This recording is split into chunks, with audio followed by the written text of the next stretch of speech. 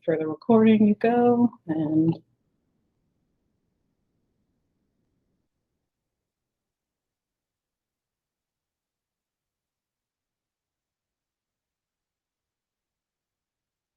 all right. Thank you guys for joining today. I hope you guys can get some valuable information out of this, but let's go ahead and get started. I'm going to talk a little bit at the beginning right now, just kind of telling you about Docusign Rooms and Zip Forms. So the two systems really tie very well together. Where you start really kind of depends on you as the agent and what you prefer to work in. But generally speaking, so we have Docusign Rooms. You can do, when you're working with a client, you can literally do everything start to finish here. Or you can actually start in Zip Form, which I know a lot of agents prefer to work in Zip Form. I personally think Zip Form's got a lot of really cool features built in that you can utilize that is really helpful. But in general, these two systems kind of work pretty seamlessly together. It's just knowing, where to go for what things. So when you are first starting to work with a client, you can start in either system. There's not really, there's no real reason to start in one over the other than personal preference. Now, you will ultimately always end up in Docusign because Docusign Rooms is where you're going to submit your transactions to your office manager so that you can get either your invoice for your lease or the DA for your closing. So basically, we're going to kind of start with how to create a transaction in both systems, what you should fill out at the beginning, and kind of what you can do from there. So I'm going to start first in Docusign. Up here on this part right here, you're going to see dashboard, rooms, inbox, my docs. You're mostly going to be working under rooms. Your dashboard is just going to show you your most recent, it's just an overview page where you can just access your most recent transactions that you've been working in. Now, to confirm that your Zip Form account has been linked with your Zip Form account, you're going to click your profile picture up here in the right. And you're going to click into Preferences. And it's going to pull up this menu here. You're going to click into this Integrations. And you're going to see Zip Form. Now, if you can see this screen right here and it says Unlink this account, then you know that you're already linked. If you have joined us probably within the last probably almost within the last year, most of you are already going to have this done. So this is a step you don't have to worry about. But if you've been with us a little bit longer, you may not have that set up. So you can definitely touch base with me after or with your office manager, and one of them can help you get that set up. So you just want to make sure your Zip Form account here is logged in. You may already have your login information for Zip Form that you know, which you can then just go ahead and enter and save. So that's how you'll know if the two are linked together in Docusign. So creating a new room is very straightforward. Again, you're going to be working on this Rooms tab. Here, you're going to see this Active, Review, and Closed. Active, these are rooms that you're currently working in. Anything that's there that you may not be working with anymore, you feel free to close those out and get those submitted. Review, these are going to be rooms that have been submitted to your office manager for review or to be closed. Closed is going to be all of your closed transactions. Now, obviously, I have a little bit, my permissions are a little bit different, so I have a lot more rooms under those particular categories, but that's how you know what is what. So if you don't see a room in your active tab that you're looking for, you can always access all of your closed transactions under this section here. So to get started, you're going to click the new button here, and it's going to bring up an information tab that you're going to put in for that transaction. Now, if you're starting in Docusign and the client that you're working with, you don't know what the property is that they're going to be either putting an offer in on or leasing, this is where you can just put in kind of a placeholder. I personally recommend using this property location for room name option and checking that, and then using the address of what you're going to be working with. Now, for example, if the client doesn't already have a property in mind, you can just put TBD and then just put in a placeholder for the city and the zip code, because this information can always be updated later. Now, some agents have a preference. They like to put the client name. What I would personally recommend is keep the address there for all of your transactions. Keep it in the name, but just add the last name or the client's name at the beginning, just so you're able to identify it. If it's a transaction that you may work with a client on for both a listing and a sale, make sure you can also put at the beginning, listing or buyer, so that way you can differentiate between the two transactions. This is really helpful if you are working with a client that you work with kind of on a regular basis, especially if you're using the names. So from here, you click save. Oh, sorry. You guys will not have this room role here, but you may have the side. So you'll either choose list side if you're the listing agent, buy side if you're the buyer's agent. For a lease, if you represent the tenant, you're going to also choose the buyer side, the buy side. If you're the lease listing agent, you're going to choose the list side. So you'll just choose one of those options. We're just going to keep it simple and choose the buy side. And then from there, click save. This is then going to open up your transaction room. Now, from the very beginning, you don't have to fill in all of this information. And I know you're probably all wondering, why do we have to have all this information on the details page? It's when it comes to, for a sale in particular, the details page is where you're going to put in information we need to process your DA. So that's why you're going to see these sections marked required to close.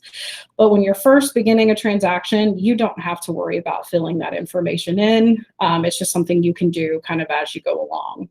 Now, the one thing I would recommend is if you're starting in Docusign and you're going to be sending your paperwork to your clients to sign from here, the best bet, my recommendation to make things simple for you is to put in, so in this case, we're working with the buyers. You're going to scroll down to this buyer section down here, and you're going to put in the client's name and their email address. And the reason for that is because it makes it a lot easier when you're trying to send something out for signature. If there is a second buyer, there is a section marked buyer 2 down here. So you can also put that information in. That's the only thing I would recommend at the very beginning to enter there. You just click save and you're basically ready to go. So that's how you create a transaction in Docusign. Now we're going to move over for a minute over to ZipForm, because like I said, I know some agents like to work solely in ZipForm from the beginning. So you want to make sure that you're here under the Transactions tab, and you're going to click New. Here, obviously, you're going to choose what type of transaction it is. We're going to just put New Buyer or Offer. Again, you can name the transaction whatever you want it to be. So I'm just going to put Herndon and TBD. Some of these options you guys won't see. You'll just have the one. You'll choose residential. And we're going to cover templates. But if you have templates set up, or you do or want to use one, this is where you can actually apply the template from the very beginning. Now, most of our agents have an IABS template already set up there. So if you want to go ahead and have your pre-filled IABS, you can go ahead and add that. So I'm gonna go ahead and click save, and then it opens up the basically somewhat similar to Docusign, the details page of the transaction. Now, I'm going to be honest, there is a ton of information on this page, but you don't have to necessarily enter that information in. Again, similar to what you do in Docusign, up here, you're going to see a section marked parties.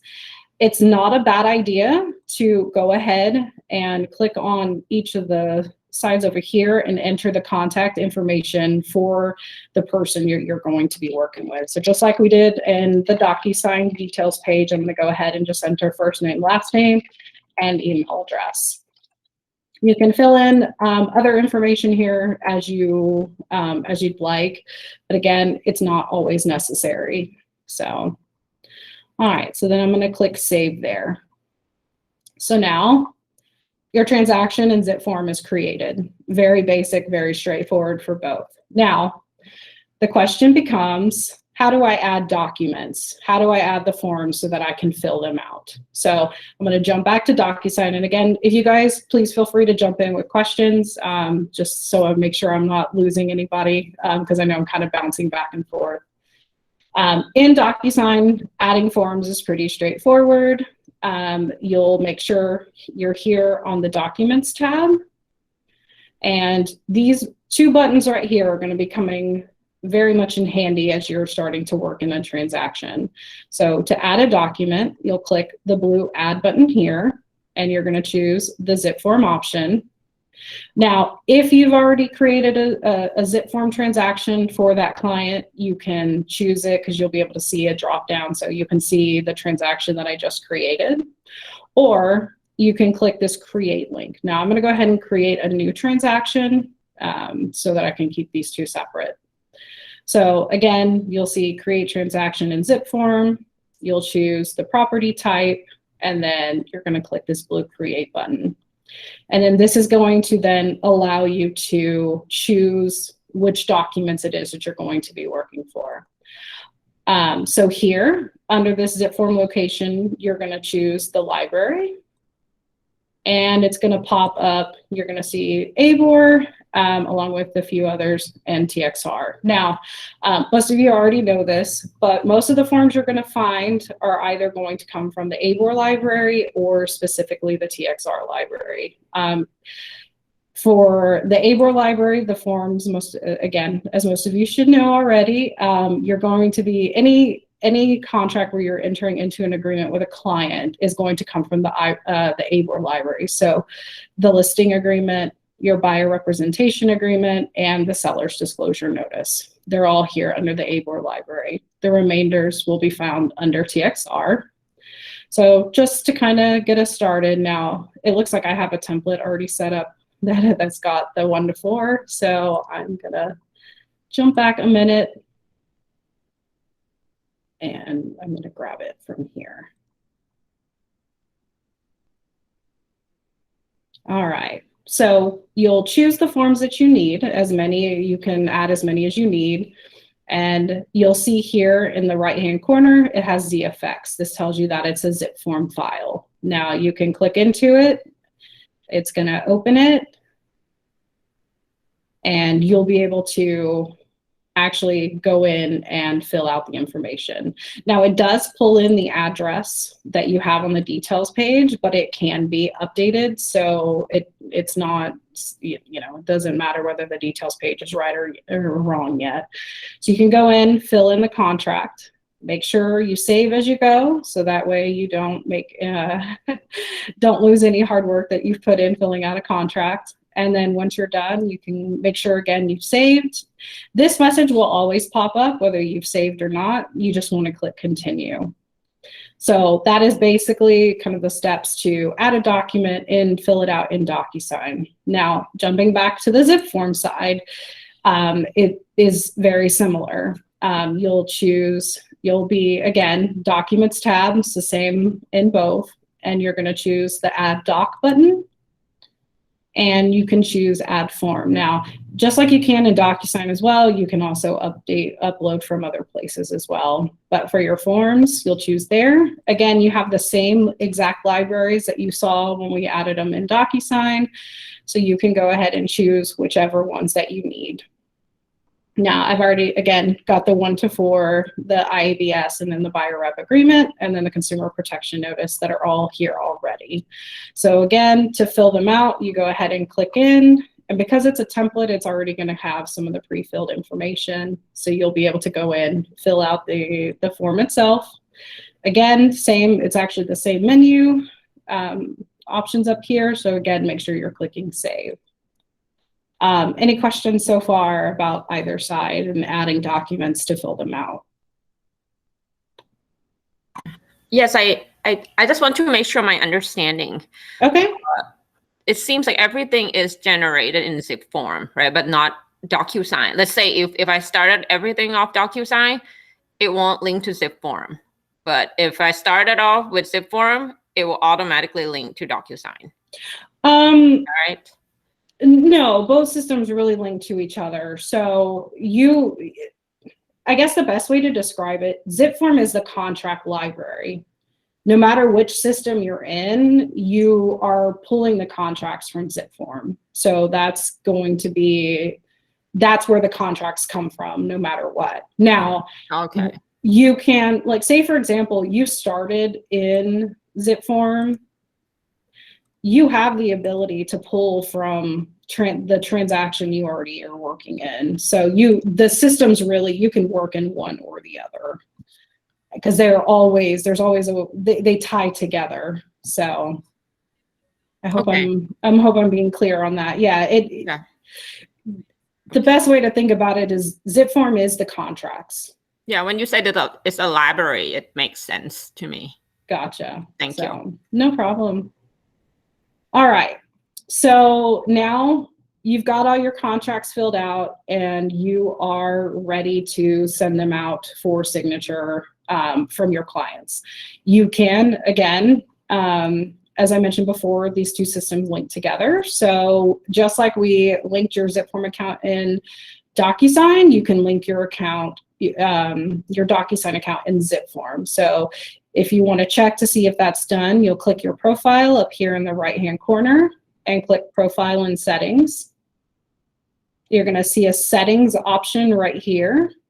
You'll click on that, and under your e-signature options, there's a button that'll say Docusign. Now, if it says Unlink Docusign account, then that means you know your accounts are already linked. If it says to link it, you'll click it and just log in using your JB Goodwin Docusign credentials. And then it'll link those two. If you don't have that done or have any questions about how to do that again, I'll stick around after to help with any of those things. But this basically allows you to send your forms for signature through Docusign here. So, okay. So now we have sent out, we're ready to send things out for signature. You can, in Docusign, you're going to click the envelopes option here. The first time that you are sending an envelope, you can just click that part right there. Yeah, well, only most of these forms are already kind of set to have certain fields that the clients can fill out. Probably the most common form that people ask about filling out is the lease application.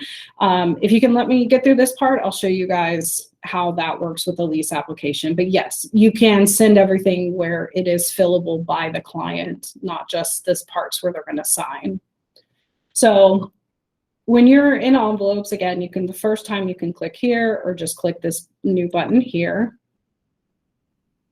I'm going to go in and I'm going to choose from here, room documents. So you can choose whatever form it is that you want them to sign. So I'm just going to choose the 1 to 4. Now it's going to load that zip form file here. Now, the reason I had you add your client's name and email address to the details page is because when you get to this point, this is where it makes it easy for you to not have to do a whole lot of work in terms of dragging the little flags for them to sign. So down here under this section that says add recipients to envelope, when you click this drop-down menu, you're going to see an option that says pre-tagged roles. So you click the pre-tagged roles and you're going to notice there's all kinds of options that pop up. So we're going to just choose buyer 1, and I can then find my name in the drop-down as the buyer 1. So you'll be able to see your client's name in that drop-down. So you'll have the recipient there, and you'll click add selected, and then you have this here. Now, if there's more than one person, you can actually, over here where you see these numbers here, you can set the order that they're going to be signed in. So if you put 1s in everything, they get sent to every single person at the same time to sign, or you can do 1, 1, and 2. If it's something like the buyer rep agreement that you're going to sign, you can put your clients as, if there's 2 clients, put them each at 1 and then send it to yourself after they have both signed. It's really kind of up to you and how that works. So once you've set your recipients, now one other quick note, Shuba, give me just 1 second. If you're using a PDF file, so let's see if I have something I can upload here real quick. I'm just going to pick a random person's IBS that I happen to have saved. So you're going to notice that this right here is a PDF file. This is important when it comes to pre-tagged roles, because if the file or the contract originates with you, so it has this ZFX logo, it's going to have the tags already set to that document. Now, if it's a PDF, you are going to have to drag those flags, and I'll show you what I'm talking about in just a second. So once you've added everything in, you click this next button here, and it's going to take you to where you can actually see where everybody has to sign. I always recommend, even though it is pre-set up for you, that you double check to make sure they're lined up correctly and that everything looks okay. So over here, if there's more than one person in the drop, you'll be able to see this drop down. It'll show you the color for each person. And for example, here, you can see that this flag is already set for the buyer 1 to sign. Now, I added the IABS here, and you'll notice that there's nothing in this section. And that's because it's a PDF file. So you'll have to click the little initial, move that over, same with the date signed, and then that part is good. But you don't have to do the same thing. Oh, sorry, I clicked too far back.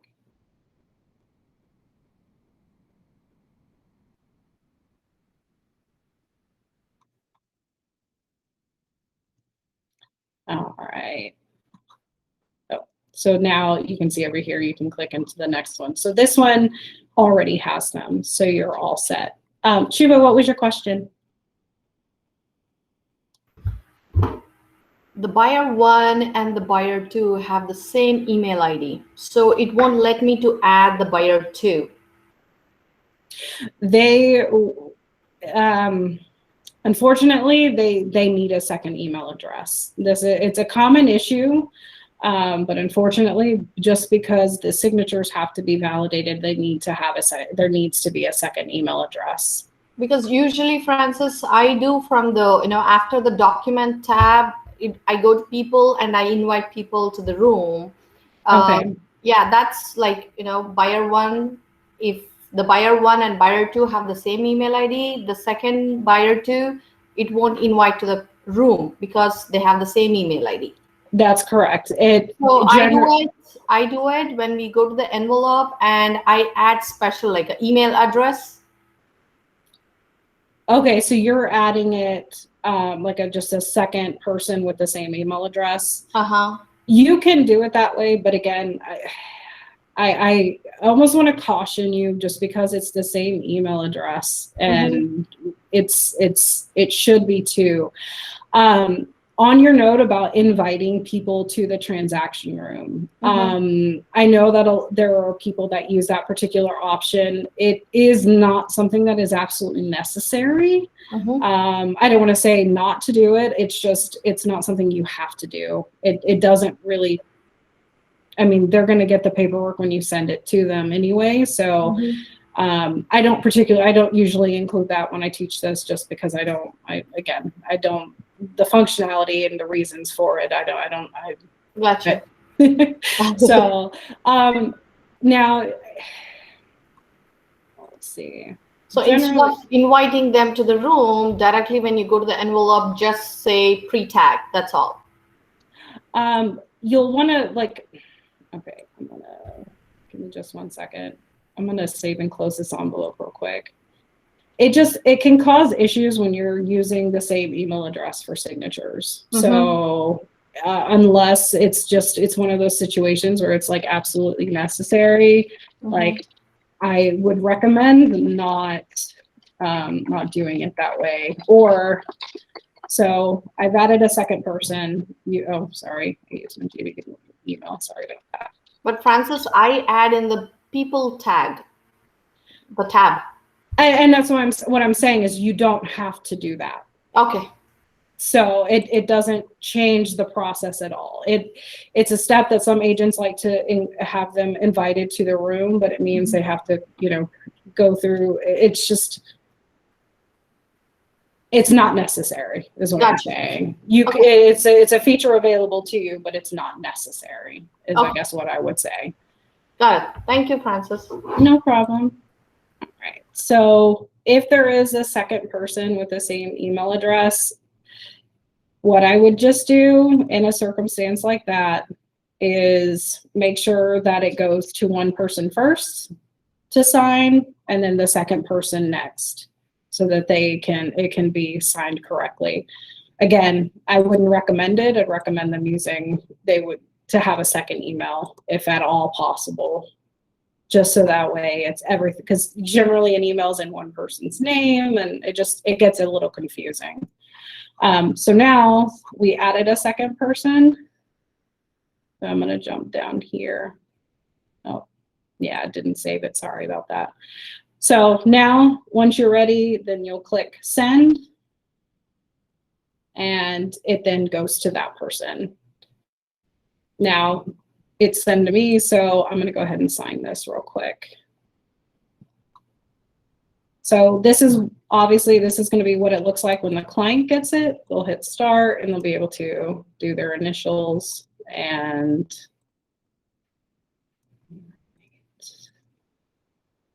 Anne, I saw you had a question too.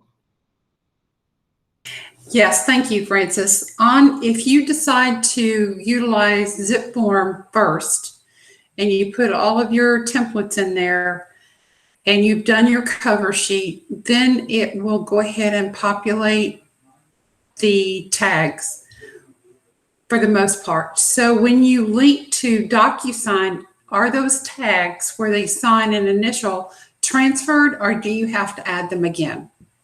Actually, that's actually where we're going next is, so that's pretty much how you send an envelope in Docusign. You can do the same thing in zip form. I don't like clicking this e-sign button here. What I like to do is just choose the document, or at least one of the documents that I want to have signed. There's like, as you can see, there's this little drop-down menu. It pops up here. You can click sign, and it brings up where you're going to create your envelope. So if you have more than one document to include, you can add it there. Next to signing service, you want to make sure you choose Docusign in the drop-down. So we're just going to put the IBS, the Consumer Protection Notice. And then I'm going to click next. Now it's going to pop up this screen asking for who's going to be signing. So it's just like selecting who's going to be signing. So we have just buyer one, and then I'm going to click close. You're going to see here where you can set the signing order there. It's like just very similar to what you do in Docusign rooms. You click next. And what it's actually going to do is open up the envelope in Docusign, because you're sending it through Docusign. Those flags are also here, already ready to go. So as long as you've selected the people that are signing, those flags are going to be here as well. And just like in Docusign, you click send, and of course it's my account, so I can go ahead and go in and sign. So up to this point, this is basically going to be, it's similar in both systems. You can do it in either one, whichever one you are most comfortable working in. Now, and again, there, and then click finish. Now, once a document is signed in both systems, you're going to see a form pop up here that says signed. So you know that document is the signed version. In zip form, it's the same thing. It does, when I did this earlier, it took a minute for the signed version to come to show up here, but it'll, let's see, it's not there yet. So it should take, it'll take it just a minute and it'll get added to it. Make sure that.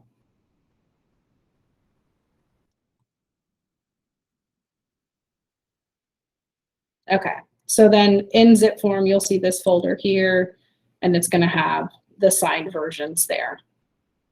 Up to this point, again, very similar. The reason zip form, I think, is a really valuable place to start and kind of do all of this in. It's especially helpful when you're having to put in multiple offers. It's less, I guess I say clunky, less steps. But zip form allows you to create templates. Now, these templates are usable in Docusign, and I'll show you how that works. But generally speaking, most of you, especially if you're new, have had some of these templates loaded into your zip form account already. But say, for example, we have this buyer template, and it's pretty much got every possible form you may need for that buyer transaction. You are able to pre-fill those forms with the information that may not necessarily change from transaction to transaction. So like your agent information on the 1 to 4, you can preset that in there already, so it's in there every single time.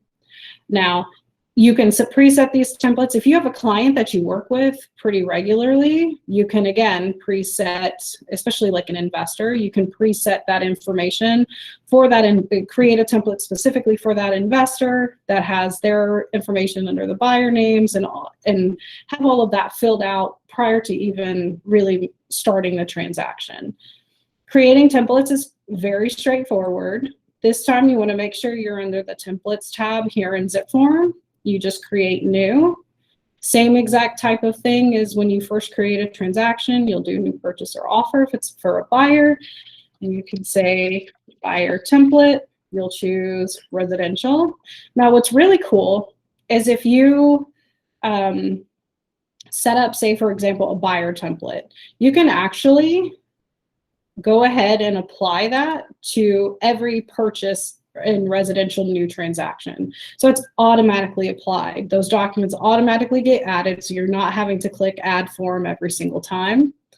And then click save. And just like when you're working in a transaction, you can add the document, add the form, choose which ones you need, pre-fill them out, and save it. And then anytime you create a new transaction for a buyer in zip form, that template is going to automatically get added. Now you can set them to not automatically apply. I definitely recommend at least setting up one for your IAVS, because having your IAVS already pre-filled out and ready to go, so you're not having to fill it out every time, is really beneficial. So templates are a great feature. And what's really cool is when the only difference, if you automatically apply a zip form template to all of your new purchase transactions, so all your new buyer clients, when you go to add from zip form, the only difference is instead of choosing the zip form library, you're going to choose the linked transaction. And you'll be able to bring in any forms that are already there. Now, this same thing works for when you're ready to move those, like, so in zip form, you've done everything starting up into this point, and you now have a signed, execute a contract, and you're ready to start the next step to go ahead and get submitted to the office. You're able to use that linked transaction option to pull these forms over so that you're not having to download them to your computer and then upload them into the transaction room. This is where, again, the two systems link very seamlessly together, because you're able to move things from zip form directly into Docusign. So we've gone over creating the transactions in both systems, adding the forms, sending them out for signature, and now we have completed contracts. Any questions up until now? Samuel, go ahead. Yeah, so whenever you got all of the documents inside the room and you're ready to send it out for signature, you said that you don't like to use the e-sign button. I'm curious if that's a personal preference or if there's something that So led you to that decision. So when I get this question a lot as far as to how to send things out for signature, when you click the e-sign button, you have to come in and click new. There's no real difference. I feel like it's quicker to just go ahead and pick one specific form and then go in and add whichever ones you need. There's not a lot of difference between them. You have to rename all of this. You can rename this here. It takes you right to the same section, and then you add the documents. To be honest, there's no personal preference. It is a personal preference. Okay. So because it saves this whole clicking new, because it instead of clicking new, if you click just the form here and click sign, it's already got it here. So it skips the step that you don't really have to do. But if you click that e-sign button, does it not batch all the documents together so that way you don't have to go through each one individually? You can just do them all in a line? No, you can do the same on both. So basically, you click new, and then you can select which document you want. Now, if you, sorry, sometimes trying to bounce around between them. When you click sign, you have the ability to include just click that to add the additional documents you need. So what is it that you're not having to doing it that way versus clicking the e-sign button? You don't have to hit new. That's it. Oh, it's literally one step difference. Like I said, it is definitely a personal preference. I'm all about efficiency and doing things as quickly as possible when I'm doing that type of thing. So does that name it automatically for you when you do it your way versus the other way? Yes. Okay. So when like I put the 1 to 4, now you can rename this is the envelope name. This is what's going to show up in the subject line of the email to your clients. So you can just put contract or offer, and you can change it to whatever you want, because that's what's going to actually show up on their email as a subject line. So would you not want it to be as the property address? You can. Again, this part of it, a lot of this is personal preference in terms of how you name the envelopes and things like that. So that's why you wouldn't want an email going out that says 1 to 4 family contract. If they're putting multiple offers on, they're not going to know what's what. So wouldn't you change the name of it regardless to reflect the property name? Now, Docusigns says please Docusign, so theirs is automatically set to say that, and you can read in the subject line. So it's kind of, that one's I think is a little bit more is fine, because they know it's coming, and the subject, where it's from, it'll say your name via Docusign. So I'm trying to think of like in a situation, because it's very common these days, so that way when you have a client putting in, let's say 3-4 offers on houses, generally around the same time, would it not benefit you to do it the alternative way of naming it with the address and just going? Absolutely. Because when you're going through your email and you're trying to find documents and you're trying to search for organizational reasons, absolutely put the address. That's what I was all for getting that. at. Yeah, absolutely. Organization's key. All right. Okay, thank you. So no problem.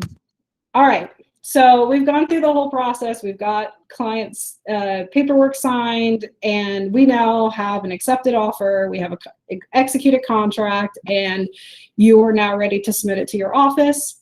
Keep in mind that once you have an executed contract, you have 3 days to get that submitted to us.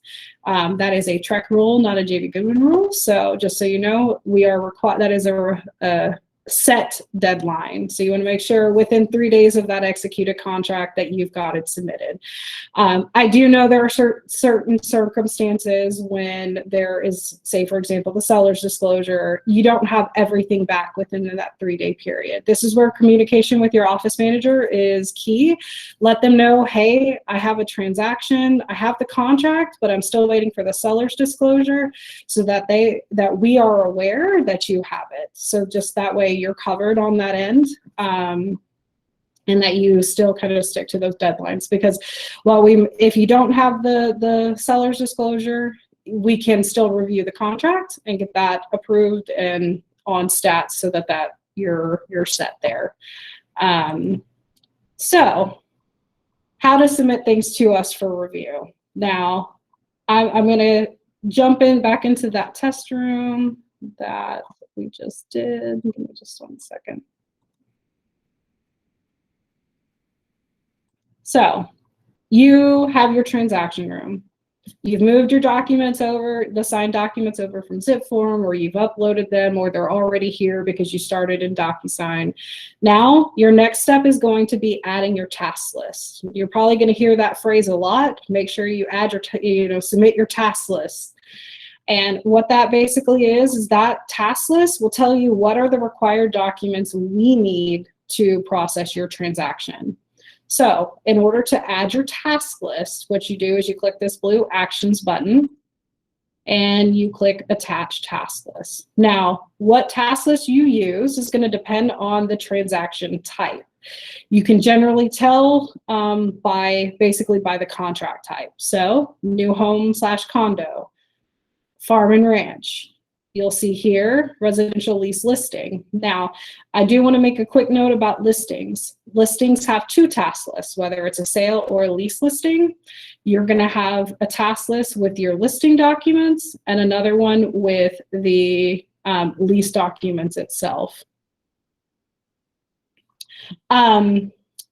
Brittany, it actually should be the Westlake office. I've actually caught that on those templates. I just need to get them updated for you guys so we can load the new ones. So you always want to make sure that the templates, if you look at, like, for example, the buyer rep agreement where it has the address, you want to make sure that's your office address. The Westlake templates have the Round Rock office in error. So just if you catch that, I'm getting those updated. So. And then for a resale property, when it's also for the listing, you see here, you've got your listing documents and then you have your contract documents. Now, just to keep it with probably the most common type of transaction we see, buyer representation on resale property. So I've selected it and then I click Attach. Now, you're going to notice you've got these 3 boxes here in red and the rest here in gray. The ones in red, these are required documents. These are what you need to submit to your office manager. Now, that doesn't mean that these are the only documents that are a part of the transaction. Now, usually there's a lot more than just what you see here. I would recommend making sure everything is uploaded into your room so you have it complete and in one place. So, in this case, we're going to be looking for the seller's disclosure, the 1 to 4 family contract, and the IABS. Now, when we're looking at the contracts that you submit, obviously for the seller's disclosure, we're looking for the seller's disclosure signed by both parties. So both the buyer side and the seller side. We are checking to make sure every page is initialed and every page that is signed that needs to be signed. The same goes for the contract. We're looking for everybody, and if there's 2 buyers and there's 2 sellers, we're looking that there's initials for each set down at the bottom. We're checking every single page. We're looking for an executed date. We're basically just making sure that everyone's covered and we have all the correctly signed paperwork. The most common the most common issues that pop up for me, at least when I'm reviewing, executed dates. A lot of times, always make sure your contracts actually have an executed date on them. The seller's disclosure, the most commonly most common problem I see is the last 2 pages. There's a section for the buyers to sign and there's a section for the sellers to sign, but the initials on the very last page, the last couple pages also tend to get missed. So always double check your paperwork before you submit it, just because it saves time. And then again, initialed IABS, very straightforward. Now, if you have an amendment, we definitely want those amendments put in the room. Just a quick note though, say you have added all these documents and you've submitted it and we approve it, but then there's an amendment a week or 2 later that changes the price. You don't have to worry about adding the amendment to the task list. Once the task list is approved, it's locked. There's no, we can't add documents to it. But as long as the documents are here down in this section under room docs, you're set. That's perfectly fine. We're mostly, in this case, once these are approved, anything extra can be left down here because it's still accessible in the room. Now, I'm going to go ahead and just pick some random documents so we can say that these are ready to go. Now, to submit your task list, once you've added the required documents, you're going to notice they say in review. This doesn't mean that we know that you have them there. So you have to make sure that you submit your task list. So you'll click the actions button again, and you'll choose submit task list. If there's any comments or anything you think we need to know, you can enter those here, but otherwise it's an optional field, and you click submit. And then now it will pop up for me under my review. So I know that a task list has been submitted. I will go through, review the documents, and assuming everything's good, I'll approve them, hit actions and approve the task list, and then we're set. This all happens generally within around that, once you've submitted at 3 days, within 3 days of the executed date. Francis, I'm going to pop in real quick. It's Brittany. Hi. So in this case, if you still had the seller's disclosure or something and you dropped it in the review, would I just email you separate and say, hey, I don't have the seller's disclosure, but I put the contract in review? Yes. Try to include that. That is a personal preference for me, just so that way I can stay on top of it. I recommend checking with your office managers for the Northwest and Williamson County offices just to see what their method of communication is. But for Westlake and Lake Travis agents, generally, if you have a contract done but you're missing just one document, please send me an email with the address so that I can go ahead and review the contract, and that way I know that it's there and that you're covered. But again, and then I hit submit later once that yeah, you can. So generally what I would do then is I would go in, review the contract, approve the document itself, but I'm not going to be able to approve a task list or do any of that until all of the documents are there. So once you then have the seller's disclosure, then you can go in and submit the task list, and then I can complete the rest of the documents from there. Gotcha. Thank you. No problem. So, and I'm going to show you guys kind of a little bit of what I do. Again, review the contracts. I'll hit approve. If we decline something, we're going to leave a note as to what's wrong. And you're going to get an email notification from Docusign that says that a document has been declined. I generally let you guys know as well, just so that way you're aware of kind of what to expect. And so that way you guys can make those corrections as soon as possible. And then, now obviously I don't go through them usually that quickly. So now you can see here that it's green and all of the documents show approved. If this is red, that means it's been declined, and there's usually going to be a document declined as well. If it's blue, it means it's been submitted and has not been yet reviewed. So now you see that the task list has been approved. You're going to notice I can't add any documents. Like I said, as long as they're in there, they're fine. Now, when to close a room? We're going to fast forward. It's been 4 weeks and it's going to close in 10 days. You always want to make sure you close your room and get it submitted to your office manager within about a 7 to 10 day period. This way we can guarantee that your DA will make it to the title company. Leases are a little bit different, so I'll cover that in just a second. But so now you've submitted all this, you've got all your paperwork in, and now you're ready to close the room because closing it's happening, we're good to go. Now, this is where that details page comes back into play. You're going to see these sections here that say required to close. You're going to want to fill out those sections that have and fill out the parts that have this red asterisk. Make sure you fill in as much as you can. Just a few notes, because this is one of those most common errors that I see. Your transaction type. If you represent the buyer, you are on the selling side. If you represent the listing side, it's the listing side. So if it's just one of those, the terminology I know is weird, but if you represent the buyer side, you're going to choose selling side, and then you're going to choose the property type. So if it's a resale home, just hit resale home residential. From here, you're going to find your name. Now, there may be some of you whose names do not pop up in this drop down. It's a known issue. It's okay. It doesn't mean you're not going to get paid. It's just a communication issue between our accounting software and Docusign. So sometimes those names don't always pop up. So you can choose any name in the drop down. There's no issues there, and then you choose which side of the transaction you're on. Again, listing is for listing, selling is for the buyer side.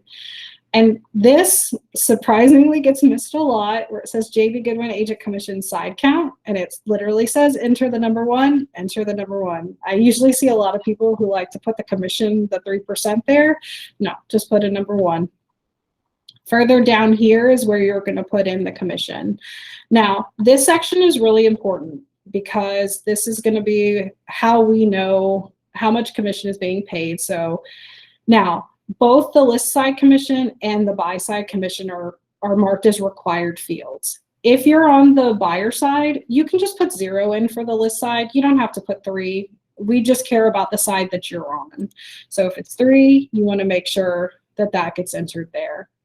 Now, if there's anything special about the transaction, so for example, you're giving a concession to your client for whatever reason or the other, if there's anything special we need to know, this is where you're going to enter that information. You want to always make sure that you put that information there, because it's so we can make sure the DA is done correctly from the very beginning. If there's nothing special, you can leave it blank.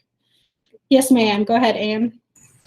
Okay, on this section, thank you, Francis. On this section, let's say you have a referral from a different brokerage. Okay. And you're working, their client becomes your client, and you have an agreement for an outside referral. How do you fill that in?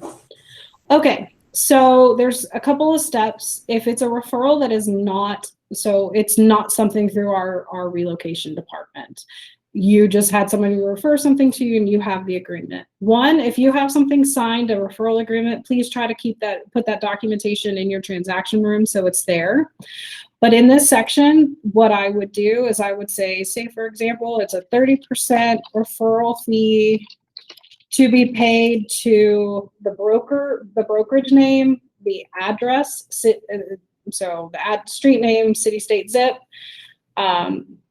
and put that there. Now, if there's an outside referral like that, Anne, you want to make sure you also get a W-9 for that outside broker, and send that to Jerry, because we need to have the W-9 on file in order to pay that percentage out. So you want to make sure you also, when you submit it, that you have that W-9. But this is where you would put 30% referral to be paid to, and I'm just going to pick one of, JV Goodwin, and then whatever the address is, and then it's so that it's there.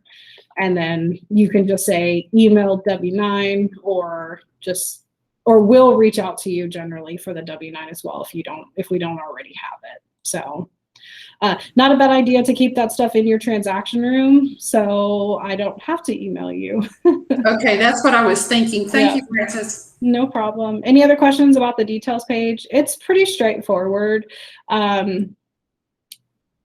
Some of the most common questions I get is down here on this right-hand side, you have to fill out the mortgage provider information. If it's a cash deal, you can literally put cash all the way down. It's totally fine. We know not every transaction there's going to be a mortgage provider. Title company is especially important. You want to make sure we have the name of the escrow officer, their phone number, the email address that the DA needs to be sent to, and then on side is going to be listing for title. It's going to be selling for the mortgage provider. And then here under home warranty, if there is a home warranty, try to include the company. If there's not, you can just put NA, but it is a required field, so just make sure you click that. Now, you filled everything out and you're ready to submit it. So what you do is you'll just click Glue Actions button again, click Close Room, and you're going to see this status list. For a sale, you're always going to choose property sold. I see a lot of times agents like to use pending. We don't use pending for sales, pending's for leases. So anytime you have an actual property that's sold, you're going to use property sold and you're going to click Submit. Now, I didn't fill out all of the details page, so you're going to see that it's got this list of things that I need to go back and fill out. So if you go to try to submit it and something like this pops up, it's going to tell you what field is not required. So you click Submit, and then the room comes to me, and then, or your office manager, and then we process it. Now, just to kind of give you a little bit of how the process works in terms of once you've submitted it to us, we take care of getting it submitted to our accounting department. Our accounting department will generate the DA. It then goes through an approval process where it goes to the office lead. They will approve it or send it back if there's questions or anything like that. So we always try to, it has multiple eyes on it before it then gets sent to the title company. So once it's gone through the approval process and everything's good, accounting will send a DA to the title company. And then once the title company confirms that they've received it, you'll then get an email with your file copies, which is both the title, the version that went to the title company, and then the other is the office copy, which shows you the breakdown of the fees and how everything was calculated. So that's how it works for sales. For leases work a little bit differently. Same process in terms of the transaction room and submitting it. Once you close it, instead of using property sold for leases, you're going to choose pending. I know some of you may have known when we had switched and we're using the property leased and tenant signed leased. We're not using those statuses anymore because they require you to fill out the details page, and the details page is not necessary for a lease. So always make sure for leases you're using pending. And then you click Submit, and then it comes to us. Now, once it comes to us, we then approve both your transaction room and your CTC.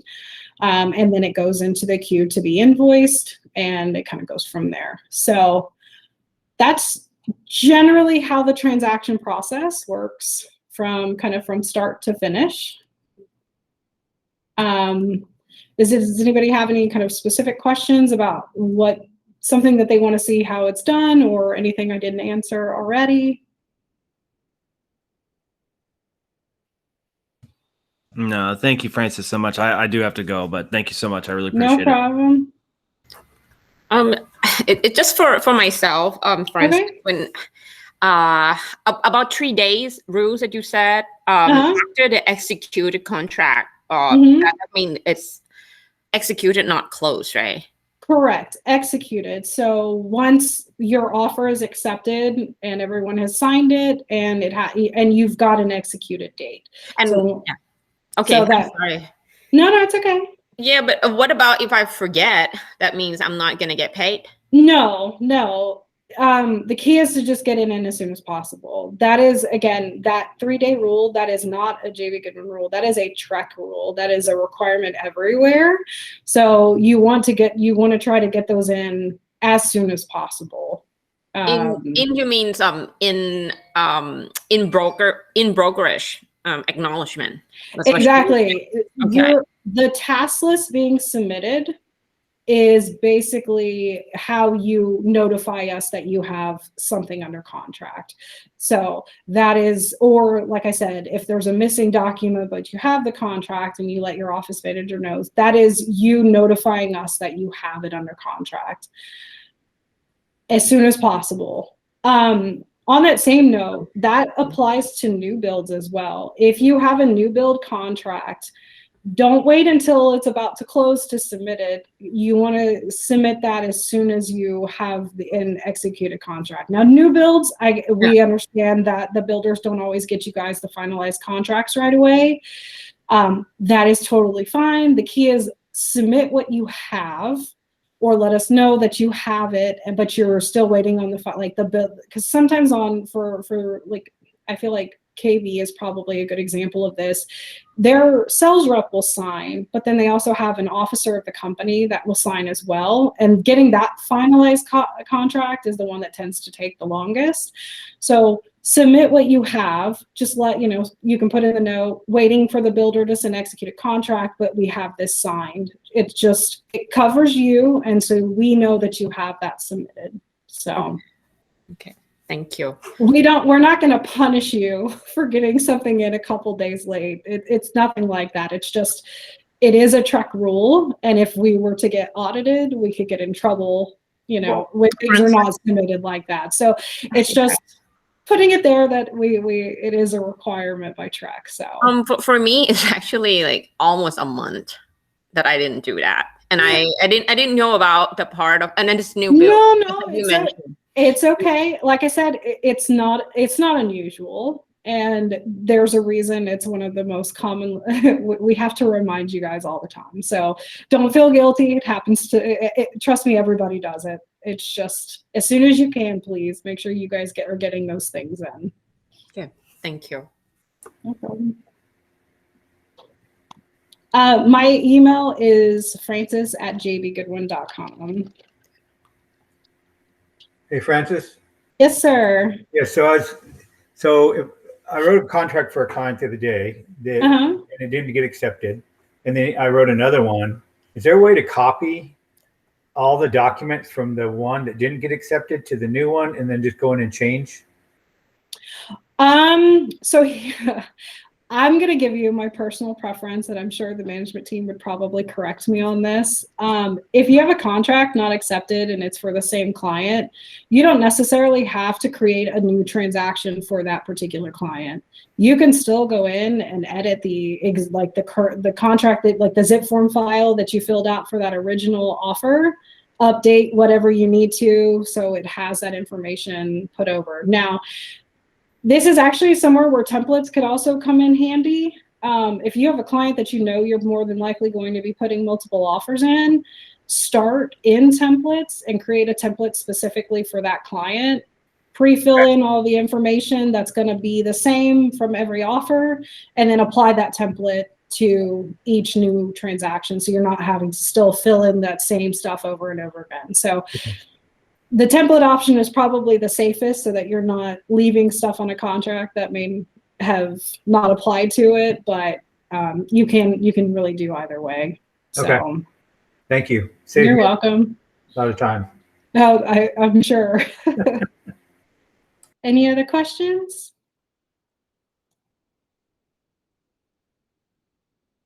All right. Well, if not, thank you guys for popping on. Obviously, feel free to reach out to your office managers if you have questions, but I'm also available. My email, like I said, is francis@jbgoodwin.com. You can find me on the directory. I'm the office manager for the Westlake and Lake Travis offices. So always here to answer questions if you guys got them. Have a wonderful day. Have a great weekend. Thank you so much, Francis. You're welcome. Bye. Thank you, Francis. You're welcome.